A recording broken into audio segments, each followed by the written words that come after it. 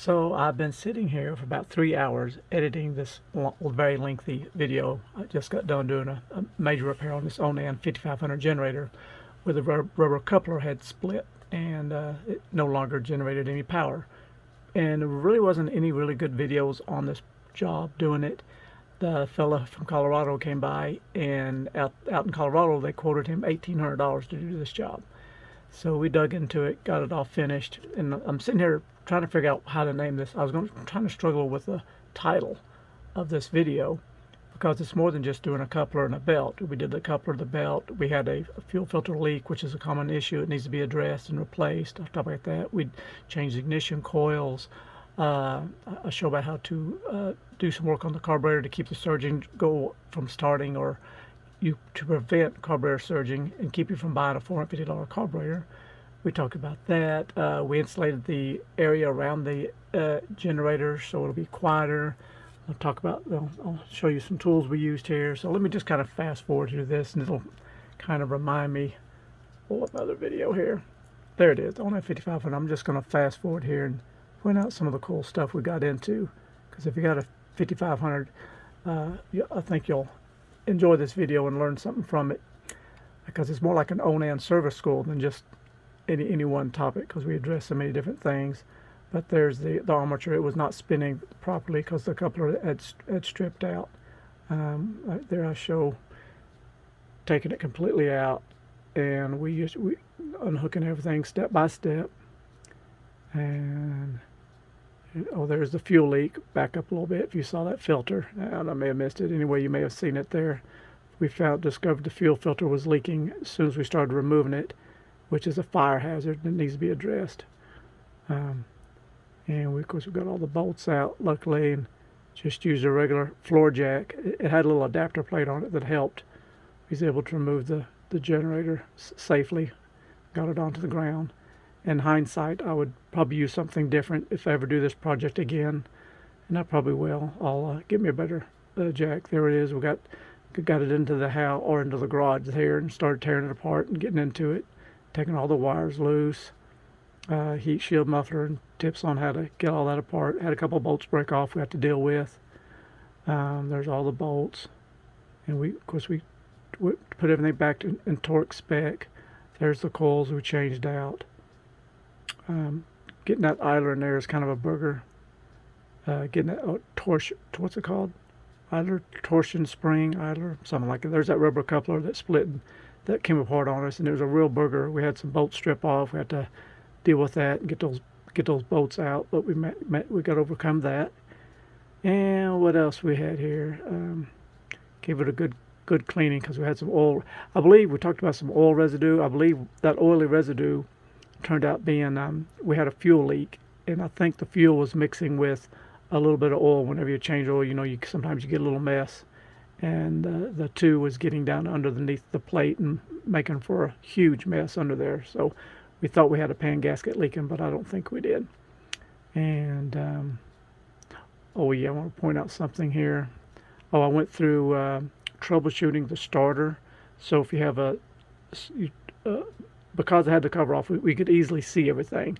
So I pointed out tips and tricks on how you can confirm your starter is good or bad before you go pulling the generator out of the RV. We had some damaged wires that need to be looked out for. Gave it a good steam cleaning. It looks a lot better now.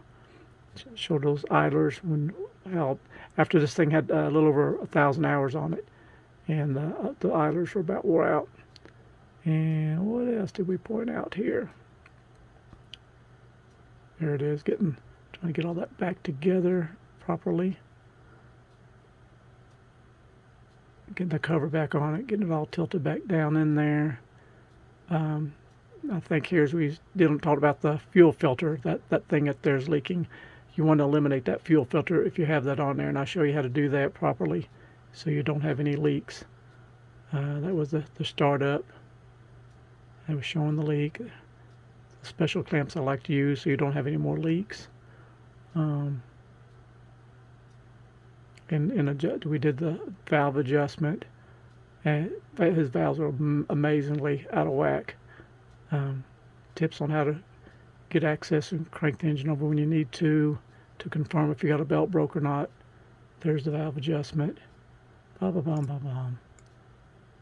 Here's the start, trying to access the starter while it's in the generator, and ways you can troubleshoot that. A lot of different stuff in here as we was going along.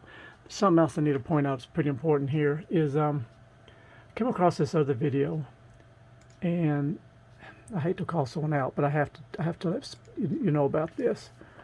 I was watching another fella's video, and I thought it was a great idea. I watched this video, and he pointed out, he made a comment. He said that if you want to check your starter, you unplug this wire and you apply 12 volts to it, and it should make the starter crank over. I thought, wow, that's a great idea. I'll remember that. But when I got into tearing ours apart, I looked at that very same wire, and that was some very bad information, because this wire does not go to your starter solenoid. This wire goes directly to your ignition coil, and your ignition coil is mounted up underneath this plate to this coil here, but the wire's up here, but the coil is mounted on the bottom next to the flywheel. And if you mistakenly watch this video and apply 12 volts to that wire, you're going to instantly fry your ignition coil, and then you're going to have to pull the generator to replace that. Now, we can all make mistakes. I'm sure I've made mistakes, but that could cost you a lot of time and expense if you try that trick. And I go through that. I explain it in this video not to do that. And talk about some different ideas about if I do this again in the future. There's one way of doing it might be handy. Is a motorcycle jack to lower it down quick. The only problem with it comes down at it kind of comes down at an angle. Don't drop straight down. If you lowered it, you'd have to pull it out at the same time. So that's one option. I kind of like this. It's relatively cheap. It's a transmission, like a scissor jack. You can see it here. Looks like it supports quite a bit of weight. How much is it here? 129 bucks. And the weight on it, it supports 450 pounds. That's pretty cool. And a buddy of mine who changed the belt on his, he used this right here. It's a little bit more expensive, $29, but it's as a table cart, hydraulic. So you can just jack it up and down. So he used that to get his generator out of his RV. Worked out pretty nice. So there's a couple different options you can choose to get that. Okay, one more thing I should point out is I'm not an Onan service tech. I've never been to Onan school. I have been to other schools like Briggs & Stratton, Tecumseh, Kohler School. So I know my way around small engines. And I just had the service manual to go by. But I'm sure there may be some tips and tricks out there to make this more efficient, more faster. So if there happens to be an Onan tech out there who sees this video and he can correct me on anything I did wrong, let me know. My cell phone's up on the contact information. Just give me a holler. But I just wanted to put that out there. I'm just an RVer trying to figure it out like the rest of us. Just doing what I can to fix my own stuff. But anyway, I just wanted to get you a little intro to what you can expect from this video. Hope you enjoy it. So we'll get on to the show.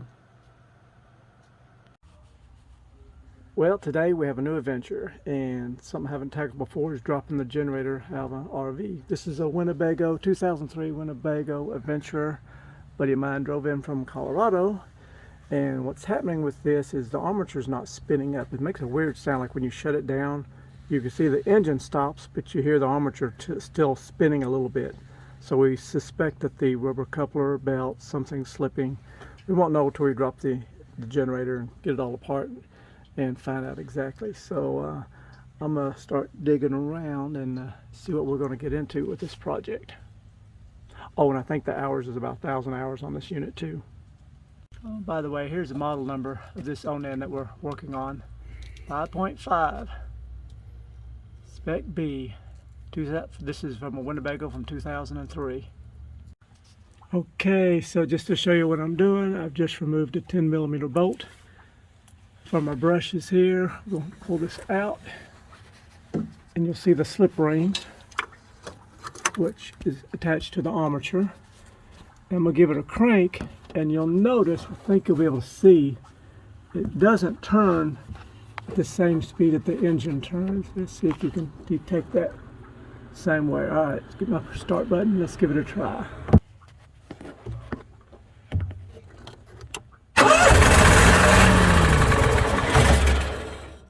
Yeah, so you notice the engine starts cranking and the armature doesn't even spin at first.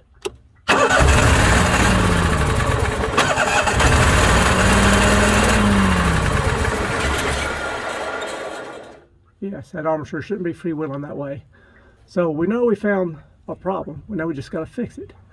So let's dig into getting this thing out of this RV. All right, step one, let's get this power off here. Now I'm gonna be careful and pull this out and hopefully not hit no grounds and then tape it up. Of course, this is all fiberglass going through here. Oops, see what I mean? That wasn't fiberglass. Yeah, that wasn't fiberglass coming down there. So we'll tape this up and keep her safe. But you might want to unhook the battery. Okay, so I just want to address what I did a while ago, which being the dummy that I was, you know, trying to pull this out without turning off the power. And you know, I got this, had a few sparks. Because the reason I did that, we still got people in the RV, and I didn't want to inconvenience anybody by unplugging all the power. But I should have. So don't be a dummy like me. Be sure to unplug everything, you know, especially when you're dealing with power and here like this. Make sure power's off. Everything's turned off. Even if you got solar, you want to make sure the inverter's not sending power back through anything. So just kind of think ahead and don't have sparks, and don't be a dummy like me. Okay, and just unplug this big harness here.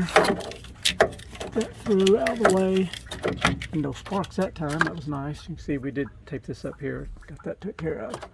Alright, but we do have a big cluster of wires we've got to get released. I should probably get this cover off.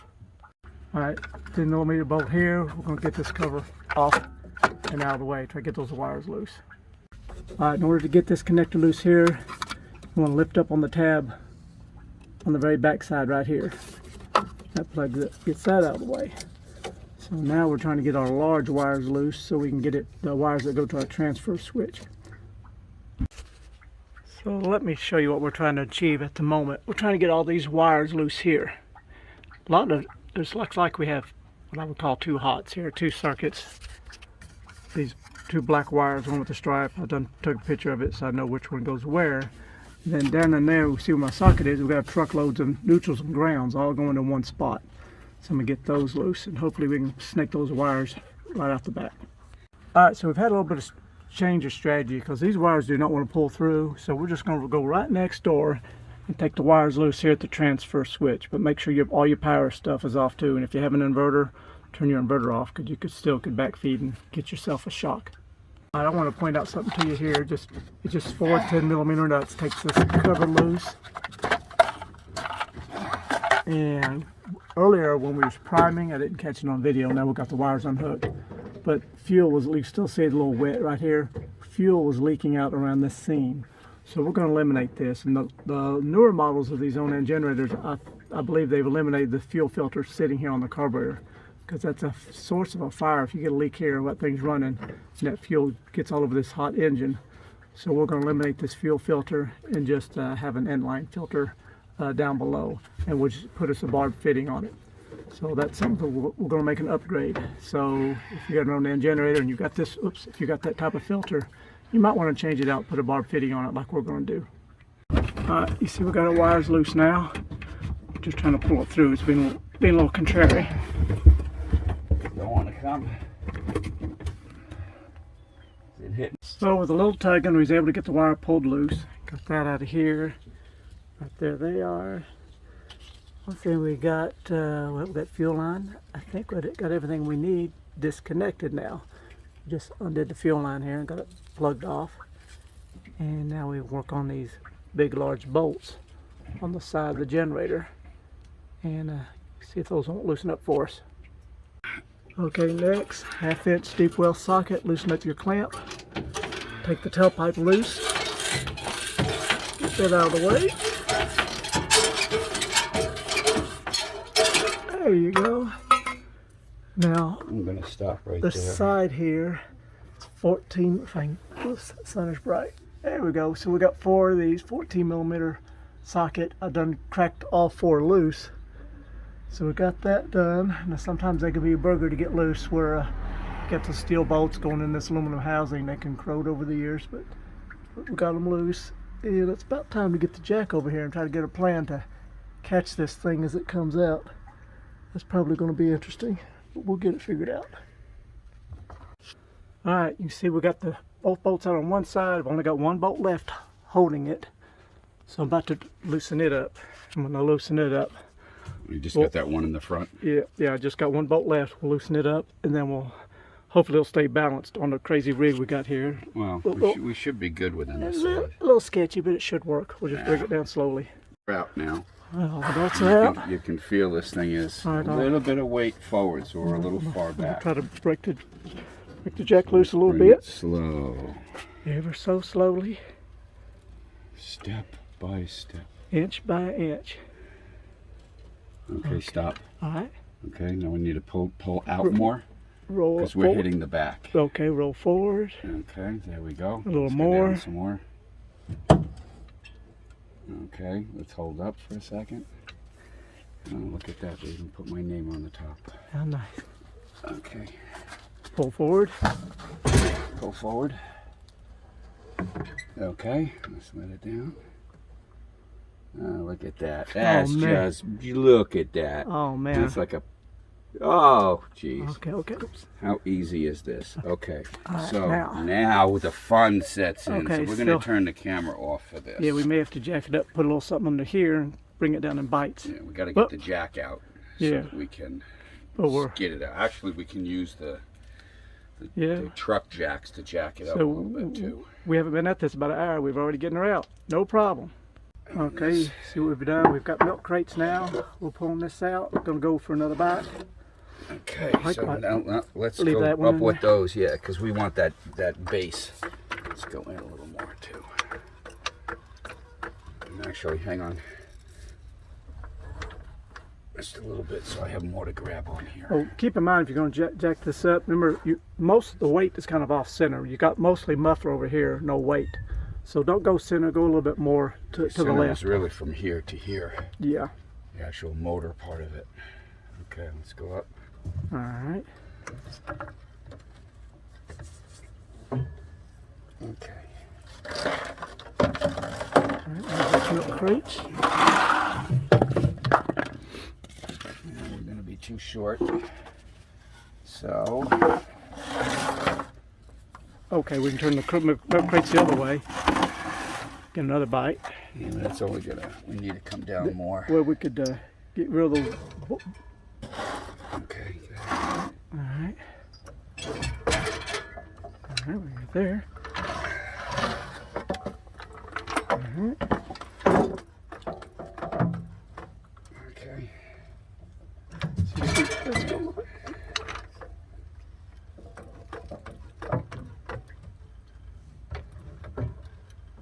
Okay.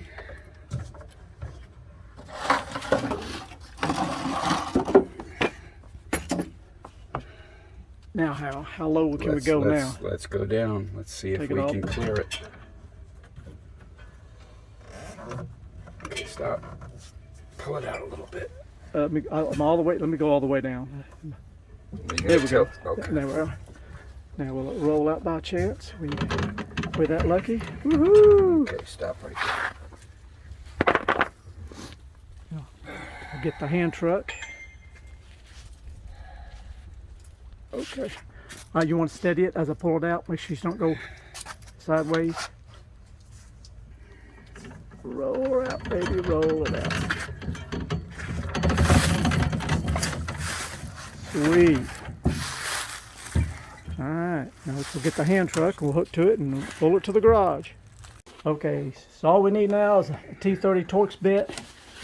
We got four screws here. We're going to take loose. Yeah, I got those two out. And we're going to lift this cover off and see what we see. It's just like Christmas. All right, Merry Christmas. Let's bring this up. Take that off. Okay, here we go. Nice and easy. Easy peasy. All right, put it on the ground. Okay, let's go lid over here. All right, there it And you is. want to know what an Onan generator looks like without its lid? There it is. There we go. Beautiful. All right, cover's off. We got two bolts to take out. We got a T50 here and another T50 right behind the wires. So we're going to get those broke loose and proceed forward. Okay, so next step, we're taking this muffler loose. I put a 2x4 in here as we crank down on those nuts so it didn't flex this pipe too much. But they come off pretty easy. Down there too. Oh. We got more. We only let them go to a certain point. Okay, so we're going to have to take these springs loose, I guess. Maybe 10 millimeter. Take these off, and we can get to those easier. Get some 10 millimeters. All right, we just got the muffler out of it. We got to loosen up all but one, but it was tight to get to. We had to loosen up these 10 millimeter nuts. There's 4 of them. The way that these things come out, yeah, it's kind of neat. They have a little tang. They just lift right out. So you just put it in, and it sits in place. We had one casualty. We thought we was going to take this plate loose to get better access, and we snapped a bolt because that's the problem with this aluminum. It's with corrosion. Some of those bolts will get in there and be hard to remove. Okay, we're just trying to figure this out as we go. We know we got to unhook there's the 2 wires for the fuel pump. We got this ground strap it's got to go. And this thing is very heavy, so we're trying to figure out the best strategy to get it flipped off its base and not hurt ourselves or hurt it. Alright, so we just learned something. We need to get this plate out of the way after all, because this base won't lift off because it's hitting that muffler pipe. So we're working on these rusty screws right now, try to get this plate loose. Okay, the heat shield has been removed. We did lose 2 bolts. We got 2 bolts broke off we got to deal with. That one there came out okay. So we're getting closer. Okay, so now if I lift, we got to get this ground strap loose. Maybe we're still figuring it out. Well, okay, so that worked out pretty smooth. You see we got it tilted up. So all we did was got those 2 big bolts loose for the springs, got the muffler and bracket out of the way, and pulled the fuel line loose with the carburetor. Laid these 2 4x4s here, so that way when it came back, you still got these wires that are connected, and got this strap is still connected. But because you've got these 4x4s, we just got leaned back. So far it's working pretty good. So now we're going to pull the pull this big cover off and see what we can see. Alright, so we're getting these shoulder bolts loose. Keep in mind they're different lengths. These outside ones are just a little bit shorter than the inside bolts. So it looks like we got about 5 or 6 of these to get loose. Okay, so there. We had 2 shorts and 4 long screws came out of that. Okay, and don't forget there's 2 here on the side. It looks like this to be a separate piece, but it's not. It's all made together, and you see this big groove. It looks like it's 2 pieces, but it's not. Alright, let's slide her off there and see what we can see. Okay. Looky there, what we got? Looks like we got a lot of oil. A bunch of oil and a bunch of... What is that? Is that belt? Oh, is that rubber? Is the... Not sure. One coil soaked. The belt's... Okay, I feel the belt's still tight. Oh, but... What I don't like... Oh, look how... Yeah, it's just slipping. See, this is the armature. There's the engine flywheel. It has no tension at all. Or that... The oil bugs me. Where's the oil coming from? I see the belt moving. We'll get this off next. Yeah, let me see. Alright, let's track down the oil issue. A lot of oil. Okay, we just removed 3 10mm screws. Drop the spring. Okay, see the way that goes. We want to make sure it goes the right way. Yeah. Drop something under here. That belt is tight. There's a spring. Okay. You can see you see how this is the armature. We spin it, but it's no longer connected to the engine flywheel. But if you're looking close, where'd that hole go to?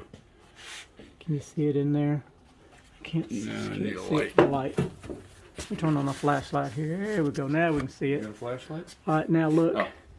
See, when I turn this, the coupler is turning, but the coupler is no longer connected to the flywheel.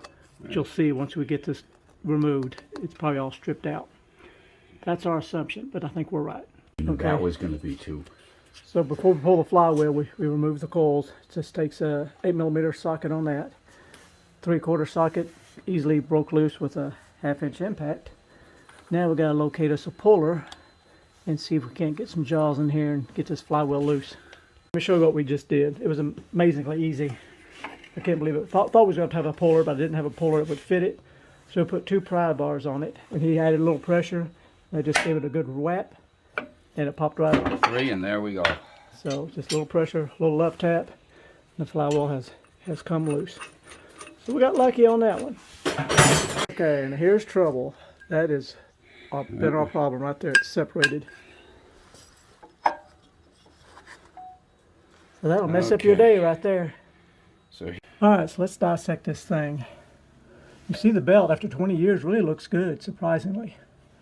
But, you know, because you can see the rubber has completely, get my finger out of the way, the rubber has completely failed. And it slides right off here. And you can see where the screws have been bouncing on the inside of the engine a little bit. You can see we had little dings there.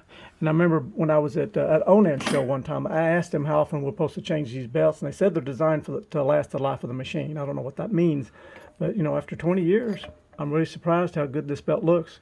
Because I was considering, should I drop mine, just change the belt? But after seeing this, I don't think I will. But I might consider at least carrying me a belt. I don't know if I was on the road and this happened, we'd be able to. Be kind of tough job on the road. You'd have to, but we could do be it. a little tough on this side of the road. There's no question. Or in a campground. There's one heavy sucker. Okay, problems. It's never as easy as I think it's going to be. So we had problems here.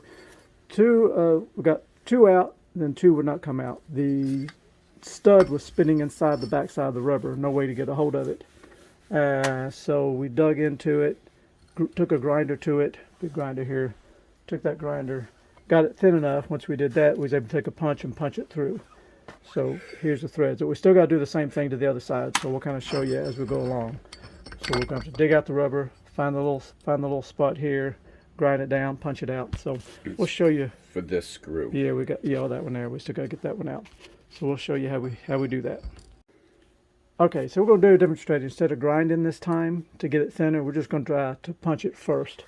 So got us a good punch.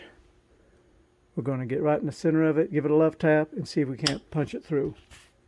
So the punching only technique did not work. So we're going to go back in here with a grinder, just like we did here. Kind of get that head kind of thin. Once we get it thin, then we can punch it through. Because what had happened is when it came apart, these threads started hitting the back side of the engine and boogered the threads all up. So when we tried to take those nuts loose, it spun in the rubber. So in hindsight, maybe if we had ground them nice, smooth, and flat, possibly, they had a better chance. But anyways, we're going to get it.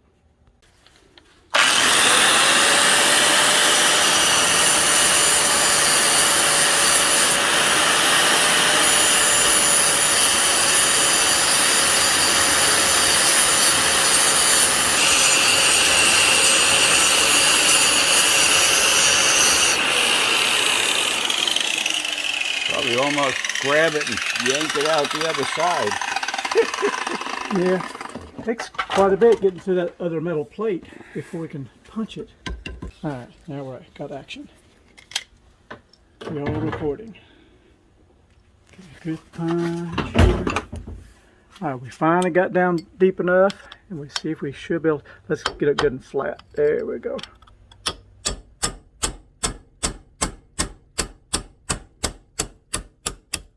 Ta-da! We got it. Now we just gotta get the nut off the threads and see if that'll come loose. Probably won't. They said it couldn't be done by 2 amateurs. There we go. There we go. All right, so we got all that drilling and stuff done. Now let's see about changing this belt.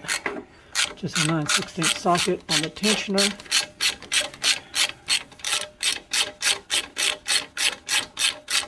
Tensioner still seems good. We're going to leave it be. There's a spring under here. I don't know how tight it's going to be. Let me have to.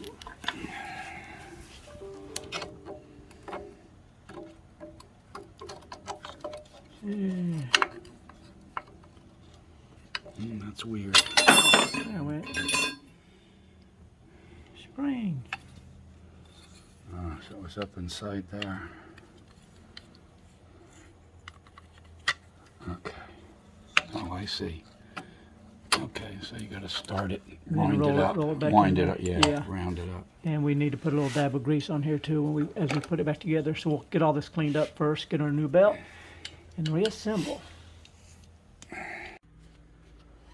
Well, so it's the next day. We're a little bit of a holding pattern right now, and looking at going over things. One thing my customer didn't go ahead and order initially was this idler's what's this called?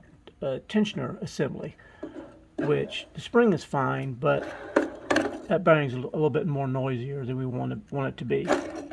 Kind of dry sounding. So anyway, we got new one of those coming, and a couple other things. Going to get a new switch for it. So just a couple oddball things I wanted to get. So hopefully we'll get that here in a day or two. But I think today's project is we're going to give this a good cleaning. Going to get some engine degreaser, spray it down really good, because we've got a little bit of an oil leak too. And I'm not for sure, but I'm suspecting it might be that oil pan gasket. Where are we at here? Yeah, right back in there. See how that right there, that seam? I'm afraid it's the oil pan gasket. So maybe we'll get all this cleaned off really good. We'll reassemble it, and before we put it in the RV, we'll fire it up and have it running and see if we can detect that oil leak. That would be a pretty good project too, I imagine. Having to change a pan gasket, but hopefully that's not the case. But there's definitely some oil somewhere. There's a lot of oil residue coming down around here. Pretty wet, pretty wet. What else do I want to point out to you? I wanted to show you a little bit better. If you was like our situation, we didn't have a puller. You know, we needed a 2-jaw puller to reach in here and get behind the flywheel. Didn't have one for that, but we had pry bars. Got to be careful with this, but it worked out good for us. But I wanted to point out your 2 locations, because you want to be straight across from each other. So a good location is right here. You see this big bolt you got right underneath here, the head of that bolt. You get under there, apply a little bit of pressure, and you got another one straight across. Same way, apply a little pressure. Because have to have a buddy doing this. So have to have 2 pry bars. Apply pressure to it, like earlier in the video. Have the bolt on there and give it a little love tap with a hammer, and it just popped right off, easy peasy. And as a reminder, let me get this flywheel off. Big heavy thing.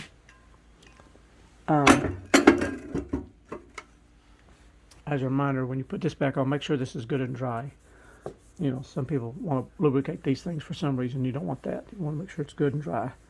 You put your flywheel back on. And I do know as we reassemble this, we need to put a little dab of lubrication on a couple pivot points here on the spring idler, and also in this bearing right here that has that bushing goes. It has just that little bit of wiggle. In fact, I want to call Onan today, see if they can tell me exactly what is the purpose of this thing. Why do they need it? What is it helping? What's it saving? That's on my to-do list. Something else I want to point out is I watched another video. I only found one of the video where a guy was showing the teardown of these things, and I noticed something in his video. He pointed out something. He said this white wire went to the starter, and he mentioned that you unplug this wire, apply 12 volts to it, and it will activate the starter. Well, that's not the case, because I followed this wire. This wire goes to your ignition coil, and if you apply 12 volts to this wire, you're going to fry that coil, because all this wire does, it comes off the coil, is that's just your kill wire. So these are the same coils on any lawnmowers that you'll find, little magnetos. So what these for is when you want to stop the spark, when you want to stop the engine, you just ground this wire out. So if the engine was running and you unplugged it, touch it to ground, it'll kill the spark, and the engine will die. That's why you'll see these wires tie into the white wires tie into the oil pressure switch. So if that oil pressure switch has 0 psi, it will go to ground. So it grounds the wire out, and the engine, it'll stop the engine from running, keep you from blowing up the engine due to low oil pressure. And I've been looking at this starter situation. I don't think there's just no way in the world to get that starter out when that thing's assembled. If If you got a bad starter, you're going to have to pull the crazy thing out. And I do believe you can carefully squeeze your hand in here and probably do a test. You'll probably, apply 12 volts to this. Or, let me see here, where's your solenoid at? If you can apply 12 volts to this wire, if you can get to it with a mirror and a scope or something other, you could confirm if your solenoid is good or not. But if you apply 12 volts to this, and it still don't crank, and you got a good ground on the engine. That's another thing you got to keep in mind. Troubleshooting these generators, grounds can be an issue. Make sure that ground strap's in good shape, because that can mess you up. What else is interesting I wanted to point out? I'm just amazed at how heavy this thing is too. Goodness gracious, it's got a lot of weight. Something else we got to do today is fix these 2 bolts we broke off. Got 2 broken bolts we got to drill. So, got a few things to do to get this project going. Alright, so we'll get back to work. Something else I didn't like while looking at this thing, kind of get you oriented to where I'm at. Look at these wires. Especially where we're at down here. See how badly that's rubbed? That's almost come in contact with that copper wire. Really close. And you see other places here it's been rubbing it. I thought it had been arcing, but it don't look like it's just dirt. But we got too big of a wad of wires. This rubber boot here is shot. We need to do something about this. But it's like we have too big of the wire should have been pulled down more, maybe from the factory or whoever installed this. I don't know, but we need to address this as we go back together with it, because that could be really a bad problem. And I imagine if you have some weird charging issues that you can't explain, this could be it too. But what a job it's going to be to track that down. But can you see from underneath here? Not too well. We'll address that later once we start going back together with it. We'll try to get these wires in a better position so they don't pinch, rub out, and have a short. Alright, so this is a little before and after. Going to get it here, we're going to soak it down with some degreaser and take my little pressure washer steam genie thing I've created and make it shine. Alright, it's cleanup time. Let me show you my cool little contraption I built years ago. I've shown it before, but I think it's neat. This is like my homemade steam genie pressure washer contraption. See what I got here? I got 3 water heater heating elements. Cold water comes in at the bottom from the spigot, hits element number 1, element 2, element 3. By the time it does that, at 6 gallons a minute, I have about 120 degree water. If I slow the rate down, then I can get steam out of it. It gets cranking hot. So let me show you what we do on the inside. First of all, we need to turn the water on. Crack that open, get a little water flow. And we just come around the corner and flip on 3 breakers. There we go, it sucks the juice, but we'll have steaming hot water here shortly. It'll flat burn your hands. So we'll get to cleaning. Wide open, so. Yeah. Hot water. Good stuff, good stuff. We'll get this thing cleaned up in no time. So while this was apart, I wanted to point out a couple of things I thought was pretty interesting. How Onan designed this.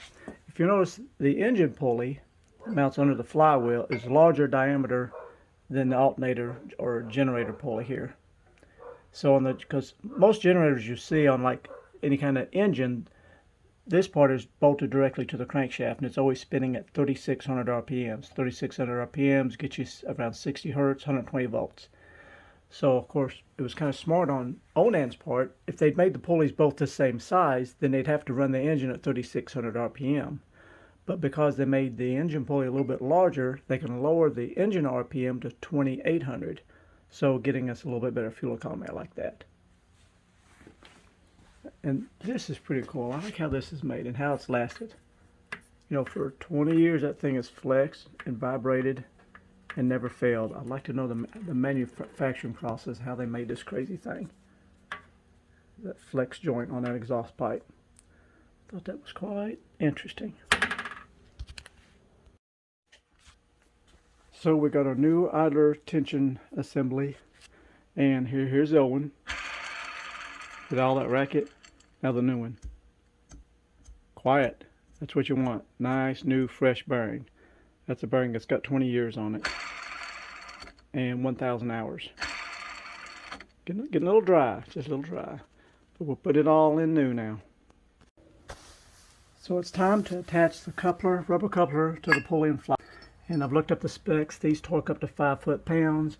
You want to make sure the surface is good and clean. I had me some brake cleaner because it was a little oily in there, so I cleaned it really good and wiped it up good with a towel.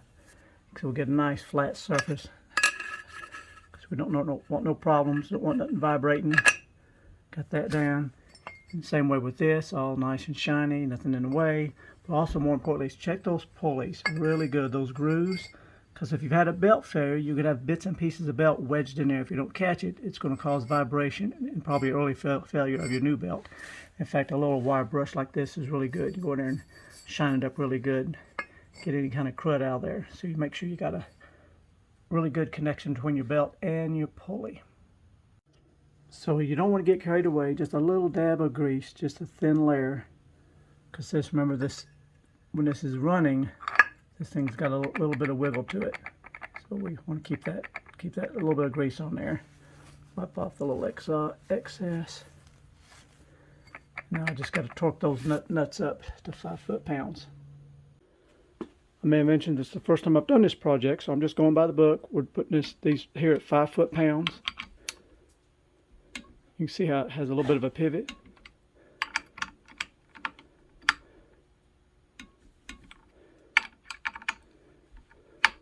Each one at 5 foot-pounds.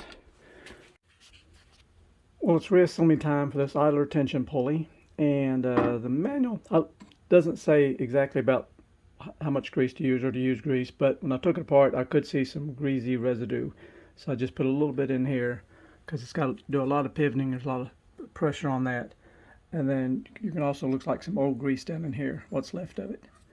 So I'm gonna put a little dab of grease on this washer here too. Kind of tricky putting this on here. I'm gonna have to get me a helper to video this because there's no way I can do this with 2 hands, or with 1 hand I should say. It's going to take 2 hands. But you can see you got to get that part hooked up. So I already did this once, kind of doing a dry run. And I found out it kind of works better just to get that started and get this bolt in place just to hold it, and then I'll get my ratchet in the square hole. And but let me go ahead and get my grease on these washers first before I go any further. Okay, just to show you, just a little thin layer of grease on that. On our washer, I'll put this here just to try to get me started just enough to hold it in place. And this is where I'm going to have to stop and get me a helper to hold the camera, and then I'll show you how we try to muscle it into place. It's not quite lined up yet. So even though it's not lined up, just tighten it up here till it gets kind of snug. All right, now back it up to here. So that should give me enough play that I can shift it over, because it needs to shift over and line up so it'll drop down and be seated. Okay, so I got my little fancy tripod now. Look at there, you actually see both hands. That's a rare event. All right, let's see if we can show how I'm going to do this. You see, it's still not lined up. We've got a gap here. So if I can just, all I got to do is just push it over a little bit. There it went. See, it kind of locks in.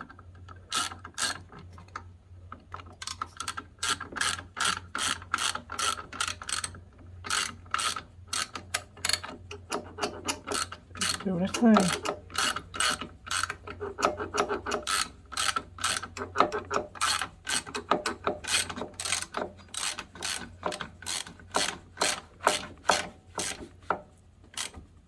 I gotta get my specs to see what the torque is. You can hear it rubbing slightly on that plastic piece, which I guess that's what it's supposed to do. But see, that's how that works. Pretty easy. I'll get my torque specs and we'll get that part torqued where it needs to be. All right, per the book, we want 20 foot-pounds, and that's where I'm at. So we want to go by the book so everything stays together. Okay, so I'm learning something new.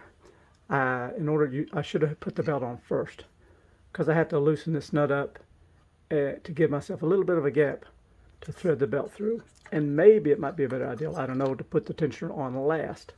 But I wasn't for sure how much that belt would be in my way and trying to shift it over and stuff. But I may have to end up removing this, putting the belt on, putting this on last. Don't know yet, but we're figuring it out.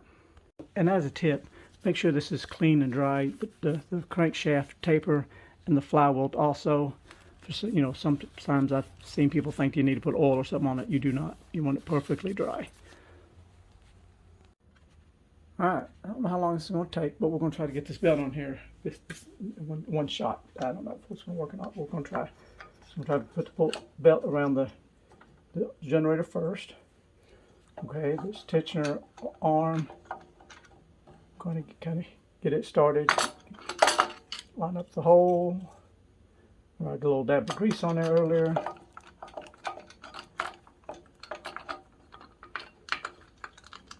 Get that washer out of the way. It's a little bit tricky getting that spring in there just right, because you're going to get that spring down in that hole first. Alright, now I'm kind of sideways. Get this bolt washer in there.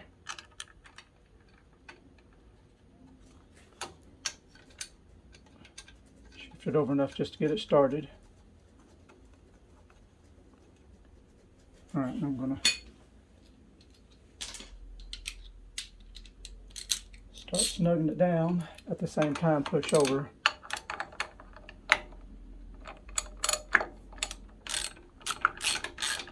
Get it lined up.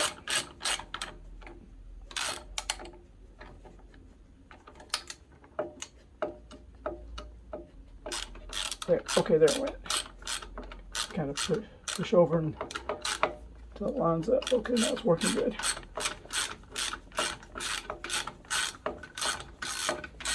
Make sure we don't bind up. Okay.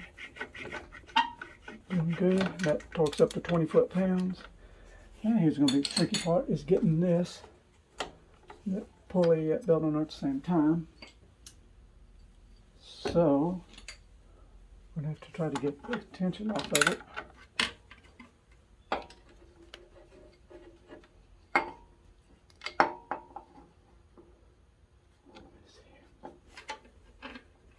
I'm blocking the shot, ain't I? Try to do it from underneath.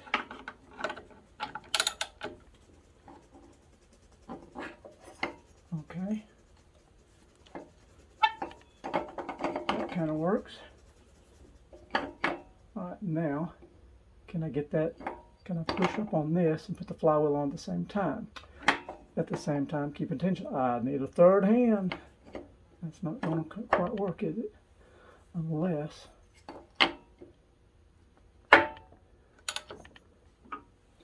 we'll try. If it don't work, I'll go get me a third hand.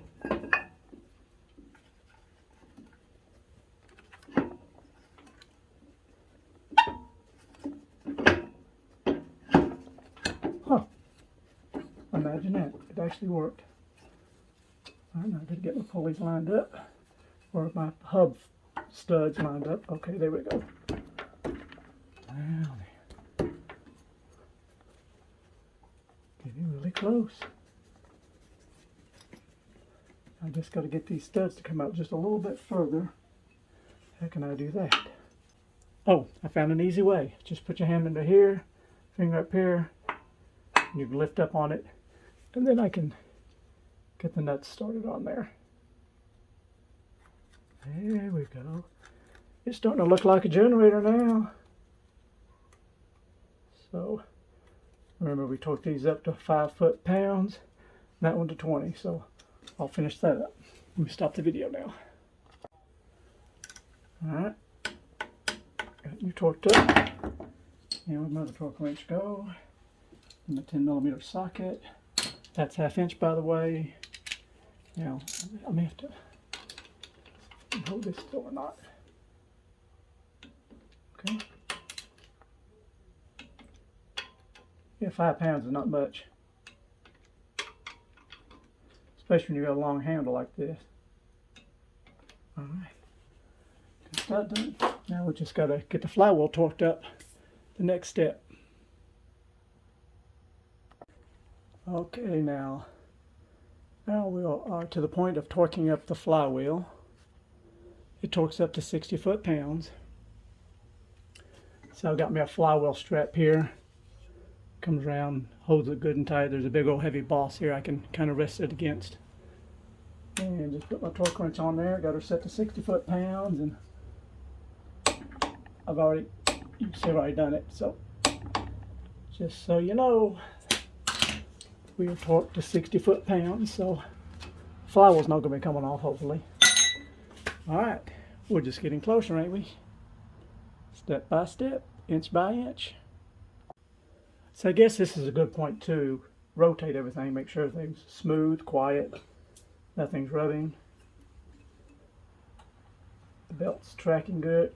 Get over that compression. Maybe take some spark plugs out. Yeah, everything looks and sounds good. All right. I'm pleased so far. I'm pleased so far. So we got to get this stuff mixed. Oh, you ain't seeing what I'm talking about, are you? Get out there. We got to change this thing out. Didn't like how these wires are all bundled up here and rubbing. I think I pointed out earlier there was a spot that's almost ready to rub into. So we're going to tidy this up and try to keep that from happening in the future. Okay, so also we're going to, while it's apart, we're going to put new coils on it. That's what the customer wanted. So, but be mindful that there are two different coils. They're not the same part number because the wire lengths are different. One's got a longer wire than the other. So, and just be mindful when, you know, we got this little rubber boot we take out, pretty easy. Fish it all through, but just be mindful on where your wires are routed and route them the same way. Because you could easily get something pinched or burnt and put it in the wrong spot. So we've got a clip here. That's on this one's only clip. The other one's probably got a couple of clips on it. So we'll get the coils installed and we'll just keep moving forward. Okay, we're just like the book says, we're setting air gap at 12 thousandths. Got my 12 thousandths feeler gauge here. Got the magnet turned to it. Going to do the same thing on that leg. And then that coil, and we'll have that part done too. Okay, we didn't like the feel we was getting on the feeler gauge, so now I took the feeler gauge itself. I took it out separate. So I laid it in there so we can just kind of get it snugged up and move the flywheel back and forth. And really know that we got our 12 thousandths where we want it before we snug up the bolts. So here's another good tip for you. So we just put these new coils on there, and this is new fresh rubber. And you put that on there, I noticed, man, it really went on tight. And it's so difficult to change plugs on these things anyway. And you getting back here fighting up boot, it's going to be a real pain. So we're going to make life easier for the next guy. We're going to put a little dielectric grease on there. So here's a little dielectric grease. Now the trick is, you want to put it just on the boot. In dielectric grease, you do not never put dielectric grease on the terminal itself. Because the goal for dielectric grease is to keep the spark from falling down the ceramic. Some people say, because if you look up dielectric, it's like it's resistant. It has no, like if you put a pile of this stuff, take a voltmeter through it, you'll get no contact whatsoever. So because it does not conduct electricity.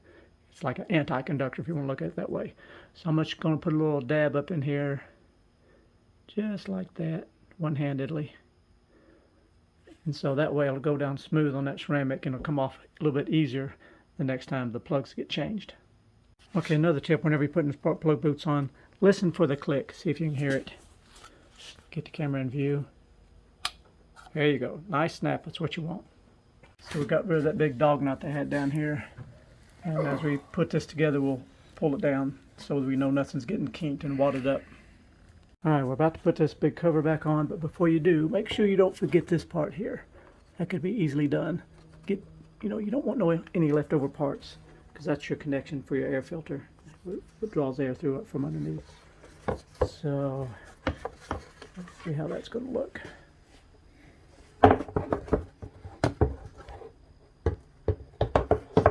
It goes just like that. I think we need to put a blower wheel on first, don't we? Yeah, the blower needs to go. We might want to do that. Like I said, we don't want any leftover parts. That would be this right over here. Not any big Yeah, not big parts anyway. Okay, cover's going back on. Cover's going back on. We've got four short screws, 4 long ones, and the short ones go along the edge here.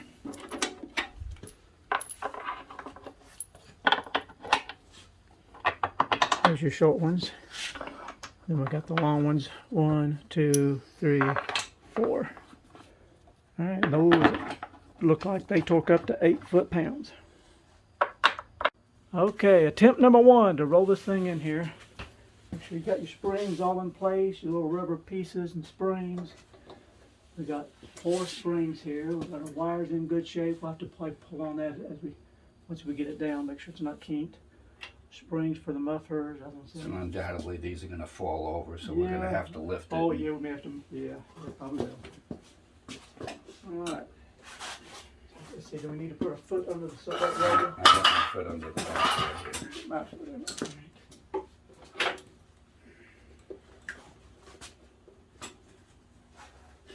Not a whole lot to get hold of.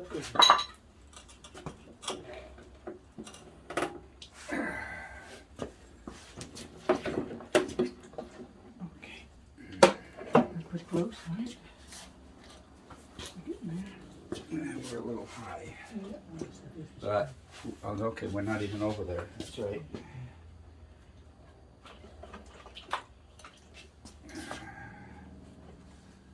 Okay, let's do first things first here. Let's pull the wires down. We're not here. Lift up. We got to get this boot in place here. Dumped everything here. We got the one down the middle. Hang on. Okay, got this spring is in. Where's the one that we had? We got 2 more to go. This one's here is good. It's this one. Oh, that's what it was, right down there. She's in Okay, place already. she looks good. All we need is 4 big balls. Look at that. Woohoo! You got like a magic touch, man. Magic touch. You're my new idol. That's what Sweet Pea says. Does she? You got that Ooh. magic touch. Magic hands is what they call it. Oh. All right, we got. There you go, shoulder bolts.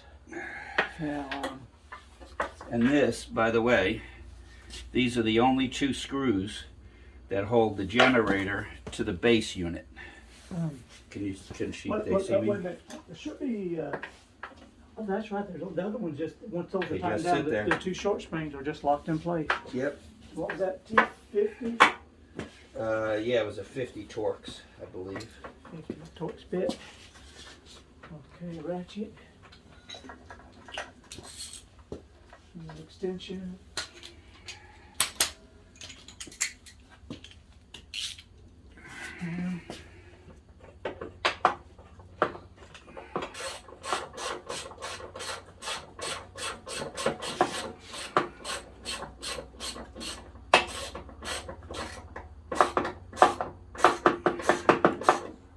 Gonna have the smell of exhaust before you know it. Yep.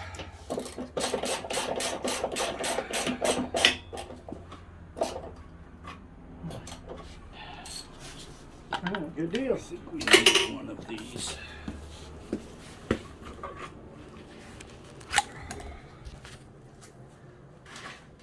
Okay, something we noticed just by chance by looking at the part schematic, I seen it didn't look right to me initially. So I seen it had these 2 gaskets between the carburetor and the engine. I said, well, that doesn't look exactly right. So I pulled the schematic, and what we're supposed to have is an insulator and then 2 gaskets. But for some point in time, it just had these in there. So when we ordered the parts, we got the correct parts for it. So that insulator may help keep a little bit of heat off the carburetor. So we hopefully it'll help performance a little bit. Okay, easy peasy. We got the muffler in, the heat shield, just a couple of screws. We just think about the noise, the racket these things make. Man, I'm thinking, and that's all tight. That's put together. You know, it's got this flex pipe, but you got these springs, but it's all tightened up. With its design, it just shakes, rattles, and rolls. So I just wonder if that's where we got a lot of our noise from. All right, we're getting close to firing this thing up, and before we do so, we want to pull the spark plugs, because remember we soaked it down with water, pressure washed it really good, and got it good and clean, but we make sure no water got into the intake. Don't want to have a risk of hydrolock. You crank the thing over, crack a piston or something. So 13/16 in the socket, a little wobble joint helps. Take these spark plugs out real quick, and then we'll give it a crank once we get the battery and fuel lines hooked up. Okay, I've kind of got it rigged up a little bit here. We got a battery hooked up here. I've got a fuel jug, jumper cables, and we'll just see if we can get a prime first. Alright, here it priming. Here it's squirting into the carburetor.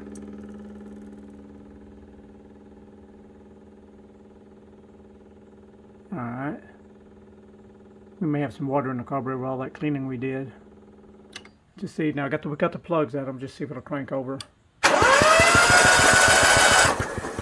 Okay, now remember before we started this process, when we cranked it, that did not turn.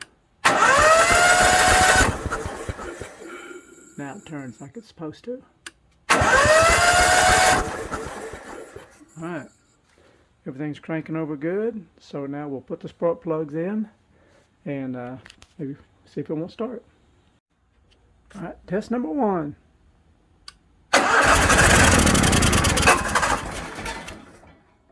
Let me do that again. Because it won't stay running because the brushes aren't hooked up.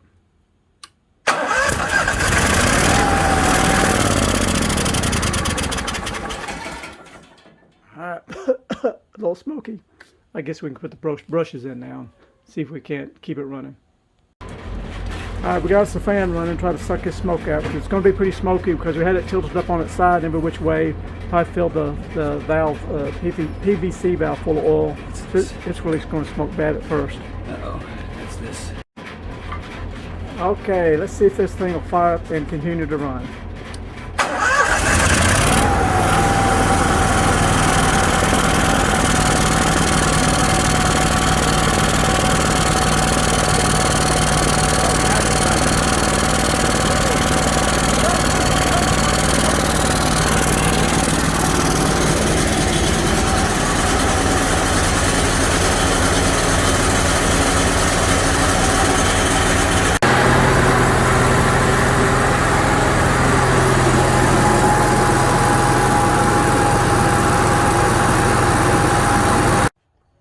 Well, it took a few minutes. We had to run about 10 minutes to burn all the smoke and stuff, or the oil and stuff out of the cylinders and out of the muffler and everything. Running great. Seems to be doing fine. So we just tidy up a few things, put the cover and stuff on there. We'll be probably putting it back. It's getting dark now, you can see. So we'll be putting it back in the RV tomorrow, most likely. Okay, this is something important for you Onan gas engine owners, especially. I don't know when they stopped doing it, but I know back in 2003, 4, and 5 in that area, they used the fuel filter here right on the carburetor and they would leak. See right here right now, see my finger? That fuel filter is leaking. They start out small, then they get worse. So that's one thing you don't want, is a fuel filter leaking. That's why they did away with them. And that's what we're going to do this before we put it back in the RV. We're going to eliminate this fuel filter, just have one at the fuel pump down below. And I'm going to put a barb fitting on here and a good clamp that won't be leaking. So if you have an older Onan generator, you need to pop your air filter cover off. Just need a 10mm socket, and take a look at this. If you got this style filter on there, you want to get rid of it. And I got a barb fitting here somewhere. Where's it at? Yeah, right here. That's all you need to do is pick up a barb fitting, put on there, and that will keep you from getting any future fires. It's one thing you don't want, is gas leaking around a hot generator. Alright, well, let's fix this potential fire hazard. Just loosen the carburetor. Don't even have to take it off, just slide it forward. Get a pair of channel locks here and loosen up this fuel filter. And we'll put on the barb fitting. I'll put a little dab of Loctite on there too, just to make sure it doesn't leak. Get rid of this crazy thing. Throw it away. Because remember, this one is leaking. And yours may be leaking too. So let's give me some Loctite and some few other tools, and we'll get this fixed real quick. Alright, so you see I put me a drop of Loctite on there, and this is, I believe this is a 1/8 barb fitting. Put a link to it below the video. And what size wrench is that? 7/16. Just snug it up. And then I'm going to give me a lot better clamp. This originally had like a little spiral hose clamp on it. I don't like those things. They loosen up. Once again, you surely want to avoid any fuel leaks at all. You want a really good fuel line, good clamps. All right, so that's good and snug. That should not leak at all. All right, now let me get my clamps. Okay, these are good clamps I was telling you about. I think they're called ear clamps or Odoker. Oh, they got a funny name. A couple of things they're called, but you get the idea. You can get these on Amazon. I'll put a link to them below the video. In fact, I carried these with me in the RV in case I ever have an issue. I've got me some good clamps, and it comes with this awesome little tool. And okay, hold the fuel line there. We'll just slide this clamp over it, just like yay. Well, oh, this one-handed stuff is crazy. You put it on there. All right. Now let's just slide it up on the barb fitting, and we'll put the squeeze on it. Get it in the position you want it to. Yeah, the hose, I mean.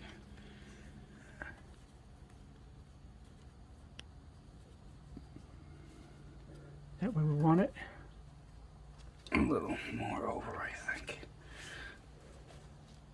You should get a good grip right there, no? Okay, I had to stop to reposition this. I wanted it just a little about 1/8 inch from the end of that rubber piece. And we'll get in here with one hand and give it a clamp.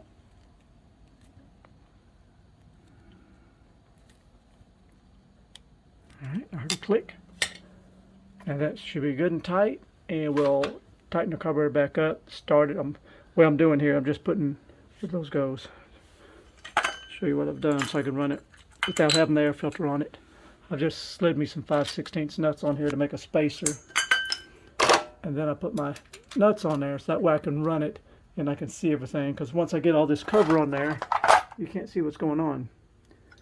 Can't confirm if your leak is fixed or not. So we'll get that on here, fired up, let it run for a little bit.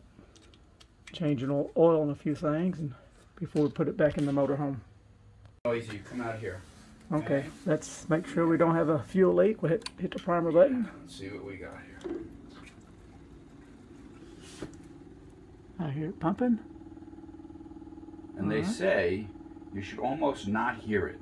Yeah. If it's loud, the pump is bad. Ah, interesting. All right, let's see if she'll fire up.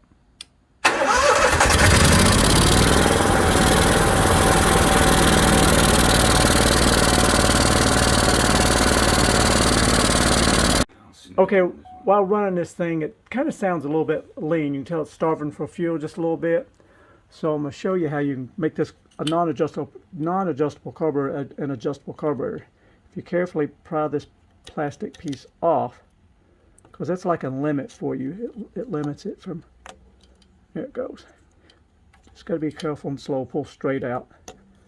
All right, so now, it doesn't look like this, but this is your main jet. Like on any other lawnmower or anything, you'd have a slot here.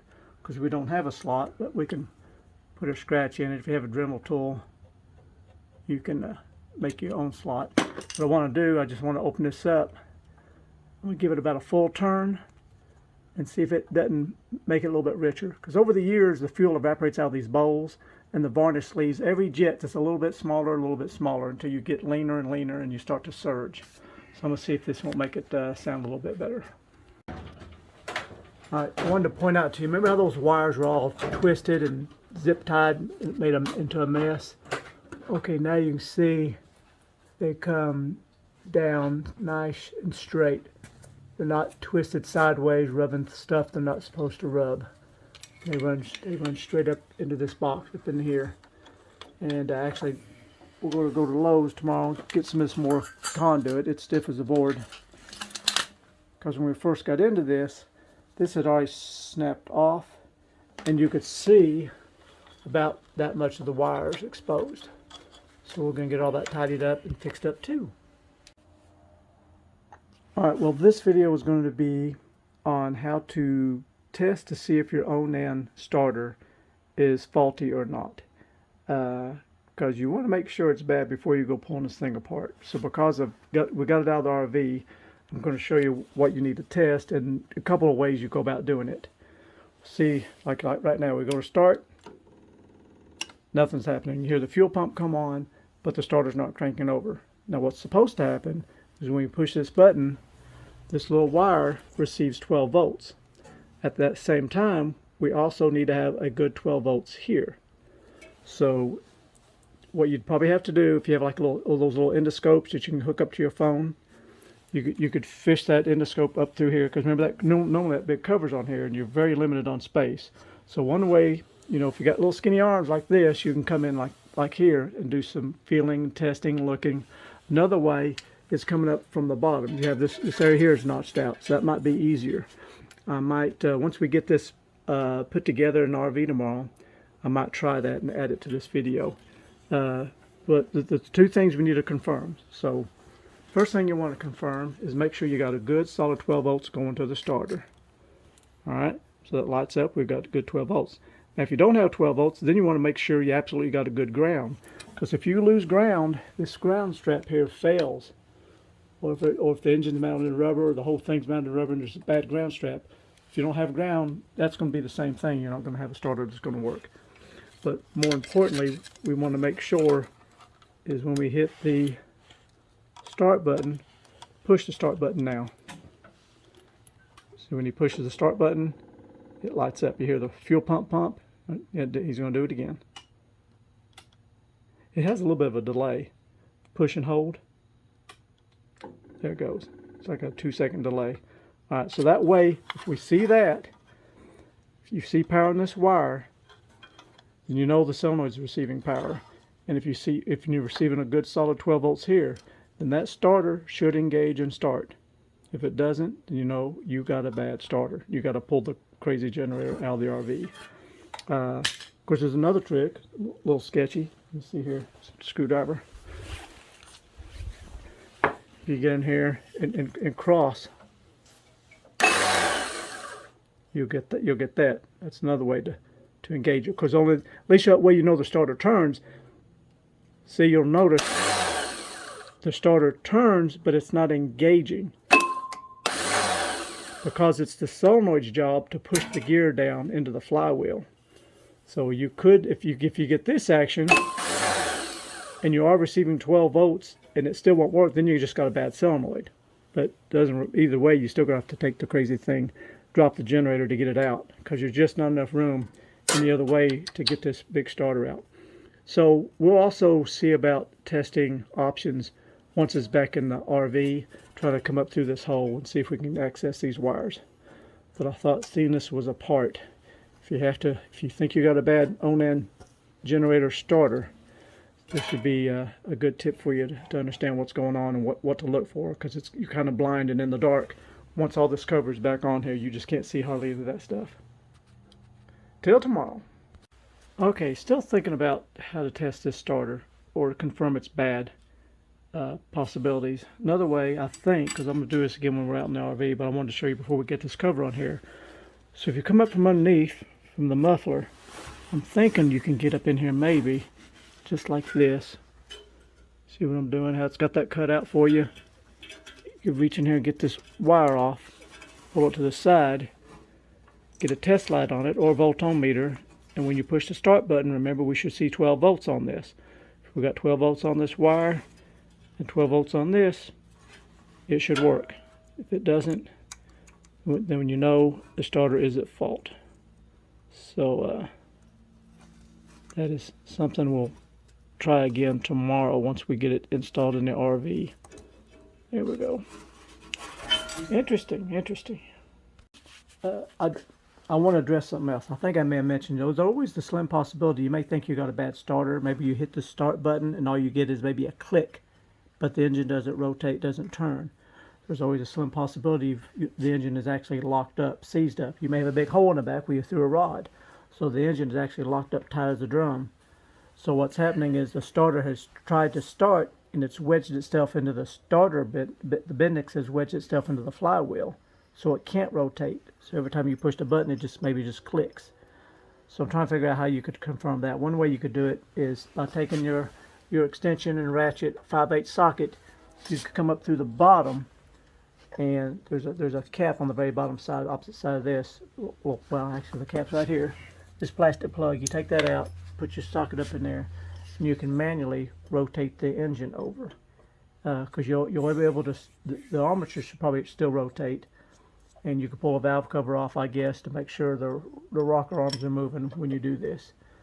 But then you know the engine is still free.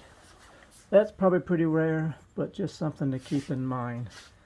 You know, either way, the thing's going to have to be dropped on that. But that way you can probably confirm your diagnosis and know what to go do from there. Well, I didn't think this was going to turn into a valve adjusting video, but we might as well talk about that too. It's kind of interesting. This has about 1,000 hours on it. You're supposed to adjust your valves every 450 hours.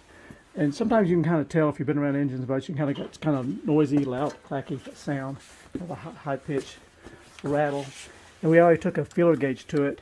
The spec on this is 4 thousandths. We came in at 15,000. Correct. So it was 11 thousandths out of specs. That's quite a bit. And if you go too far, I've seen these push rods jump off in extreme cases. Don't know if I've ever seen it on an Onan, but I've seen it on other engines. So I'm going to show you what we need to do. So from underneath, there's a little plastic plug that you pop out. There's a plug, and it's directly below the generator shaft, the pulley. It takes a 5/8 socket. You can see the hole. There's the hole. All right. So I'm going to stick that ratchet and that socket up in there, and I'm slowly going to rotate it. What we're wanting to do is watch when this is the intake. So when the intake is fully depressed, then we adjust the opposite side. The intake's over here. It's going to be completely loose. That's when we adjust it.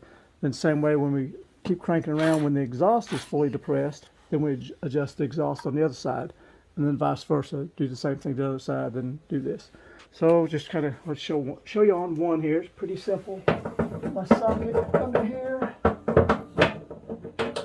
Okay, I got the socket on there. Trying to find the bolt. Going by feel. Any day now. Okay. Alright, got it. Finger out of the way. Okay, so I'm slowly cranking the engine over. Okay, that's the exhaust valve coming up.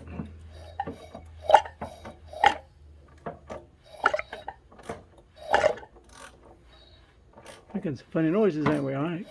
Come on around, on around. Okay, there's the intake.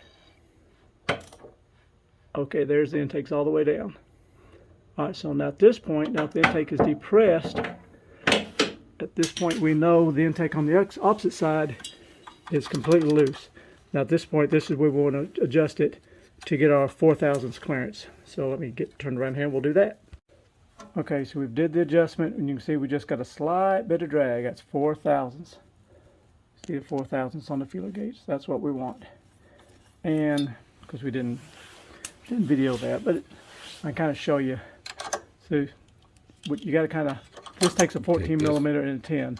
So you'll find usually the first time you tighten it up, this nut will want to rock with you, and it'll make the tolerance a little bit too tight. So just roll your nut back a little bit more, maybe have it like 15 thousandths.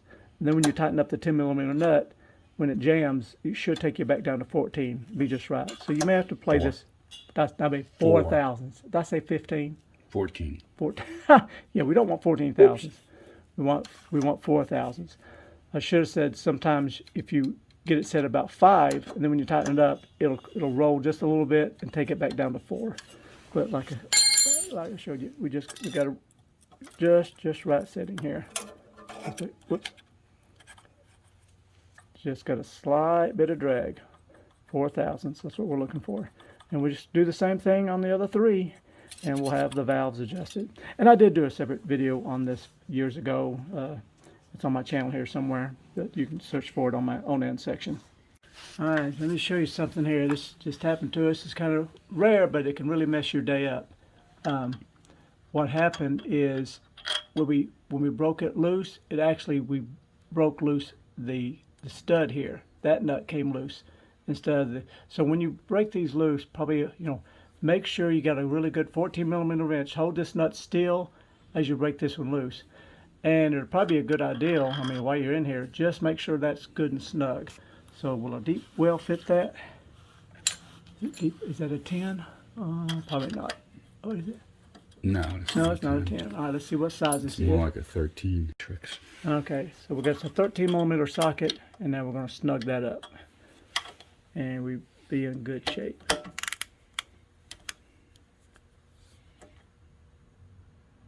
Because it will not do you a bit of good to get all this adjusted and then to have this stud back off on you. The whole lifter, you'll completely lose the cylinder eventually. It'll unscrew itself, the push rod will jump off, make for a bad day. But it's something you can always fix.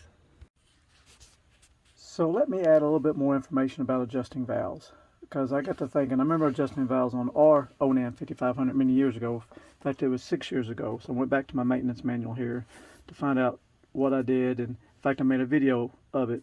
And I went back and rewatched my video. And I remember making a note that at 355 hours, I was already at 11 thousandths clearance. Instead of the fact when I left the factory, it was at 4 thousandths. So, and the factory's telling us to adjust every 450 hours. And I think that's taking it too far. I would think, you know, maybe around 300, 350 at that point, especially on a new engine. At that point, probably stop and check those valves. Because I was already, remember I was supposed to be at 4, I was already sitting at 11 thousandths. So I was already out of spec, quite 7 thousandths. And my buddy's here, which he has 1,000 hours on him, or what did he say? He was a 11 thousandths clearance. It was really loose, sitting at 15 thousandths clearance when he's supposed to be sitting at 4. So I just thought I'd mention that. So 450 hours I think is pushing it. Going to get you a lot of slop in those valves at that time. So just something to think about. So if your RV's already got 350 hours, you might want to stop and take a peek at those valves.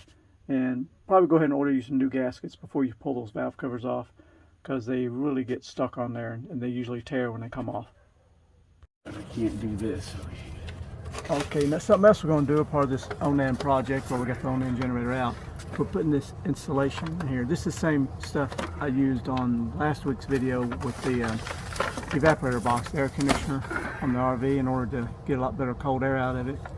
I insulated the evaporator box. This is really good stuff. Used it on the doghouse cover on the RV. Sticky as all get out. Yeah, really good and sticky stuff. So we're going to get all this insulated well, keep the noise down. The bedroom's just above.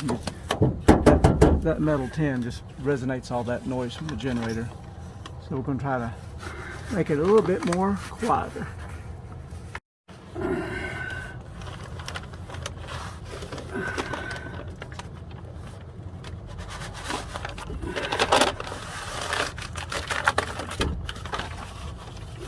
Just feel and stick, baby. Feel and stick. Alright, so it's the next day and we're ready to put this in. And I'm telling you, this little hand truck is handy with little wheels like that. We just roll this thing around. We discovered something, and this made me make our life easier, make your life easier, because we did not realize this came out, this bar. So looky here, a couple little Phillips screws. So we're gonna pop that, so make life a little bit easier of get the generator in there. We can just raise it up instead of have to go under it and up. But it's still using the floor jack and that little skinny transmission plate. It's a little tricky. I need to get a better system if I ever do this project again. But it's a learning project, and there's all that good shiny stuff to keep the noise down. So let's get it put in. Alright, so here's our plan. I think we got enough height here. We'll pull this straight back. Lower it down, try to get the generator on there. Slide it onto this pile of mess and see if we can't get it lifted up in there. That's what we're going to try for anyway. I know it looks scary. That's all we got to work with right now, but that's what it's going to look like as we lift it up in there. Alright. We're slowly getting there, little by little.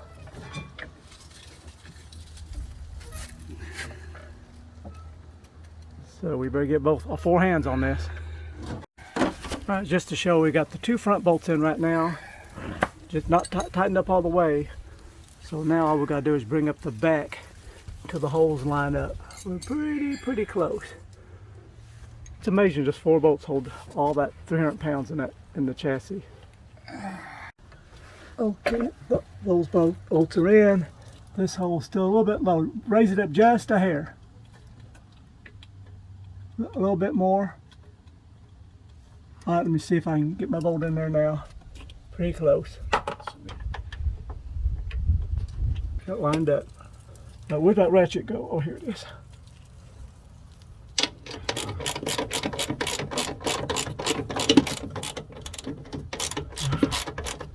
That's all you gotta do. All right, let's see if it stays in when we lower the jack. There it is. Ta-da! It's in there just like that. If we can do it, anybody can do that. Okay, back to the starter troubleshooting. You see we have it back installed in the RV, and of course here's the exhaust, and you go up through here, you can see and get access to the solenoid. But there's a solenoid, you see the small white wire. There's a small terminal, right? You see the terminal right there? So you can unplug that terminal, check for 12 volts, and then also confirm you got 12 volts on that large nut. If both those have 12 volts and their starter's not turning, you know you got a bad starter or a possibility of a locked up engine. So you do have access from down here, from the muffler area. You can do that test. And of course, you're not going to be able to pull the starter, but you can confirm it's bad. Of course, you want to pull the starter, you're going to have to drop the generator, just like we did. Fun. Well, for curiosity's sake, we pulled this cover off, this big cover on the bottom, just to see what it gave us access to. Well, it gives us access to the generator, which, you know, if you turn that, as long as the belt is still connected, you should be rotating the engine, which we are, you know, because you can feel it coming up on compression. It gets hard to turn. We was hoping there'd be an access to the crankshaft, but there's not. But this would be another way, on the leaves, the wind's blowing. This would be another way to see if your belt was broken or not. Because if this freewheels without any compression, see the compression? If you got compression, you know the belt's still intact. If this thing just freewheels, you know it's not. Anyway, we were just exploring, thought we'd just show that. Not a whole lot to see under here, but now we know. I wanted to add this little bit of information. If you need Onan parts, this is a great place here in Louisville, Kentucky, because we live in Kentucky, so we got the parts next day. But give them a call, 502-491-4263, and they can get your parts out pretty quick. I like that tension on. Look at that thing. It was $107, so these parts ain't cheap, but they had everything, and we got the parts quick. So if you need some parts, I'll give you an option there. Give them a holler. I forgot to point out that the installation turned out really well. Help keep down that noise from getting inside the RV. We should have been nice if we'd done a DB check before and after. I'll have to do that on mine someday. Check the difference. Okay, this is for the first test runs before we install. We got both breakers off. Let's see, we're going to get it primed. I got it priming. Okay.